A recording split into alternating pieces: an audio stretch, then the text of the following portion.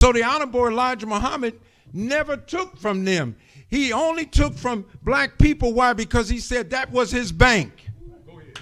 That way he could stand up for black people. And he never had to worry about them saying, Mr. Muhammad, we're going to cut you off. You never cut me on. My God has stood me up. Yeah, and if you never cut me on, see, we right now, we are asking white people for handouts. Oh, I don't think we're doing that, Brother Minister. If when the summer comes, when is school out? Yeah, so school's going to be out in June. And when I was coming up, once school was out for the summer, man, I didn't want to see that building till September. We were out for the summer, right? And today, part of the school budget is while school is out, parents still got to send their children up to the school to get something to eat. And we're supposed to be making progress. Man, we ate cornflakes, grits, or whatever. You had to make it, you know. But come on now, see, we don't want to admit something have happened to us. And we can't go around telling people we're stronger when everything manifests that we're weaker than we were. We're coming out of 12th grade and we can't read at a 5th grade level. But we making it, and black people are doing better. Maybe some are doing better, but as the Honorable Minister Louis Farrakhan said, the masses have been left behind. And that's a lot of people. And the Democratic Party that's responsible, because it was under their administration that these programs came. This wasn't Donald Trump doing this. 1956 to 71, 140 black churches were bombed. And while they're watching Dr. King and all the preachers that belong to SCLC, and they're watching SNCC and all of this, and they're using our tax dollars, spying on our organization, they never caught one person. Out of 140 bombings, they never caught one person.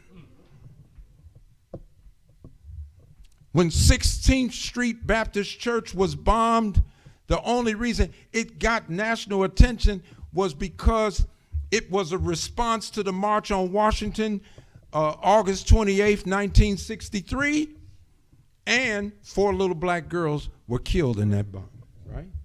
Or blown up. So you don't have a friend in the government. But what the government would love is that they can send somebody that looks like you under a different label and use them to goad you and I into something that they can exploit and use as a way to discredit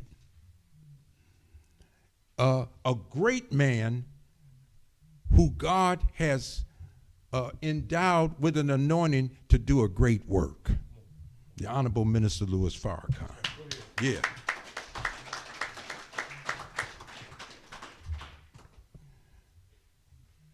First of all, we don't carry any weapons.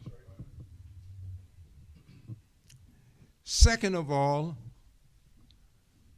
the Muslim is not given any option. You must never be the aggressor. That's right. It doesn't say never be the aggressor except, no. You have no clause.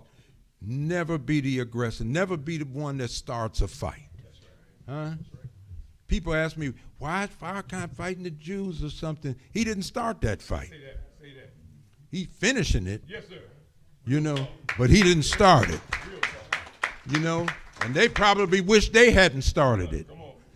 And it's not like he didn't try to sit down to see if they could work out something in the midst of the fight.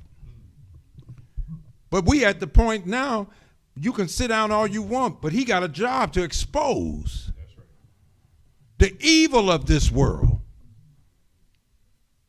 Because as it turns out, as ugly as it is, God's hand is behind it.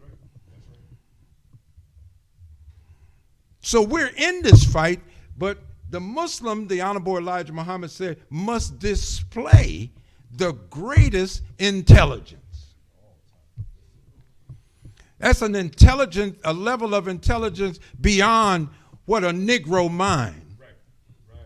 Because we didn't produce the Negro mind, it was given to us. We were shaped in it through engineering, social engineering.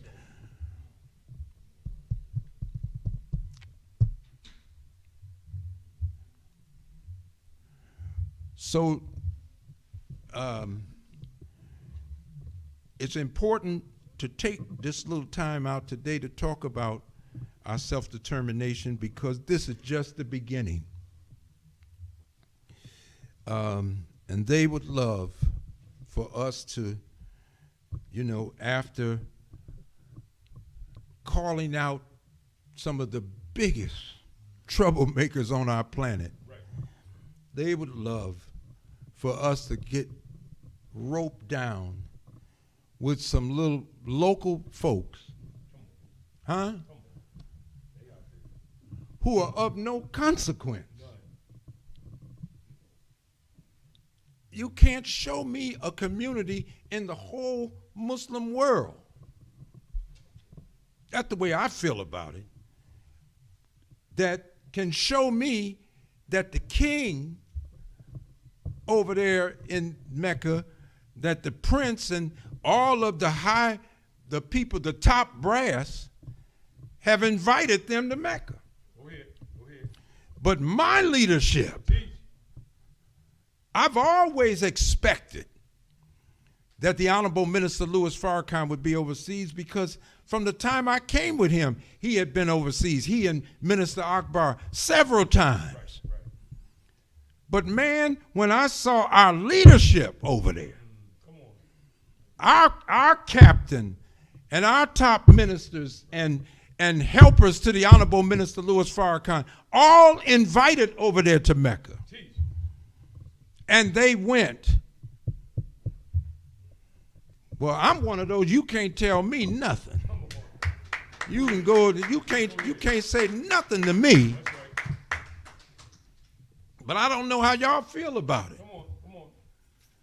But I haven't done nothing wrong coming with the Honorable Minister Louis Farrakhan.